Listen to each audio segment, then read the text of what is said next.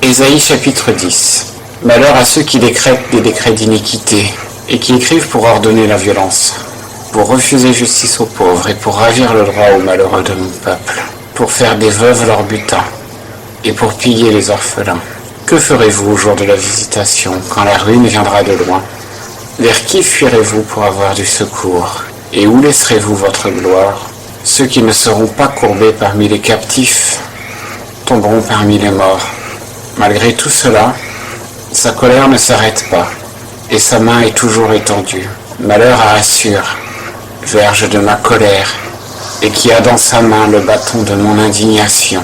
Je l'envoie contre une nation impie. Je lui donne mission contre le peuple de mon courroux, pour piller et pour dépouiller, pour le fouler comme la boue des rues. Mais tel n'est pas son dessein, telle n'est pas la pensée de son cœur. Mais son cœur pense à déchirer, à exterminer des peuples en grand nombre. Car il dit, mes princes ne sont-ils pas autant de rois? N'en fut-il pas de Calno comme de Carchemish? N'en fut-il pas de Hamath comme d'Arpad?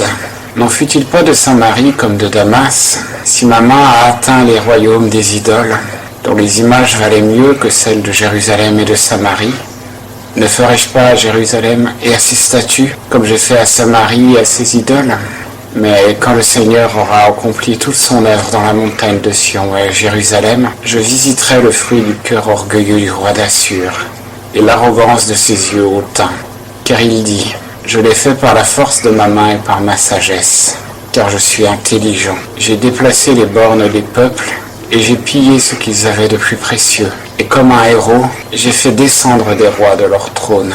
Ma main a trouvé la richesse des peuples, comme on trouve un nid. Comme on ramasse des œufs abandonnés, j'ai ramassé, moi, toute la terre. Et nul n'a remué l'aile, ni ouvert le bec, ni poussé un cri. La cognée se glorifiera-t-elle contre celui qui s'en sert? Ou la scie s'élèvera-t-elle au-dessus de celui qui la fait mouvoir? Comme si la verge faisait mouvoir ceux qui la lèvent, comme si le bâton soulevait le bras.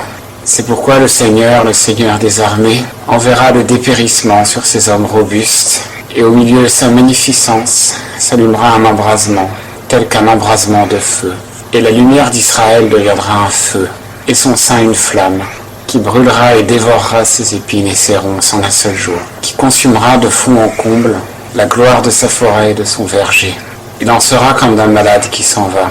Alors le reste des arbres de la forêt sera facile à compter, et un enfant les mettrait par écrit. En ce jour-là, le reste d'Israël et les réchappés de la maison de Jacob ne continueront plus à s'appuyer sur celui qui les frappait, mais ils s'appuieront en vérité sur l'Éternel, le Saint d'Israël. Le reste reviendra, le reste de Jacob, au Dieu fort. Car, ô Israël, quand ton peuple sera comme le sable de la mer, un reste seulement reviendra à lui. La destruction est résolue. Elle fera couler à flot la justice. Car la destruction qu'il a résolue, le Seigneur, l'Éternel des armées, va l'exécuter dans tout le pays. C'est pourquoi ainsi dit le Seigneur, l'Éternel des armées, mon peuple qui habite en Sion, ne craint point Assur, qui te frappe de la verge et lève sur toi son bâton, à la façon de l'Égypte. Car encore un peu de temps, et l'indignation prendra fin, et ma colère viendra contre eux pour les détruire. Alors l'Éternel des armées lèvera le fouet contre lui, comme il frappa Madian au rocher d'Horeb. Son bâton sera étendu sur la mer, et il le lèvera comme il fit en Égypte. En ce jour-là, son fardeau sera ôté de dessus ton épaule, et son joug de dessus ton cou, et la graisse fera éclater le joug. Il marche sur Ajat, il passe à Migron, il laisse à Micmash son bagage, ils passent le défilé, ils prennent leur gîte à Geba, Rama tremble, Gibat Saül est en fuite. Pousse des cris aigus, fille de Galim. Tends l'oreille vers Laïs, malheureuse Anatote. Madmena s'enfuit, et les habitants de Gébim cherchent un abri. Encore ce jour d'arrêt à Nob, et il lèvera sa main contre la montagne de la fille de Sion, contre la colline de Jérusalem. Voici le Seigneur, l'Éternel des armées, ébranchera les rameaux avec force. Les grands arbres seront coupés, et les troncs élevés seront abattus. Il frappera avec le fer les halliers de la forêt, et le Liban tombera sous le Tout-Puissant.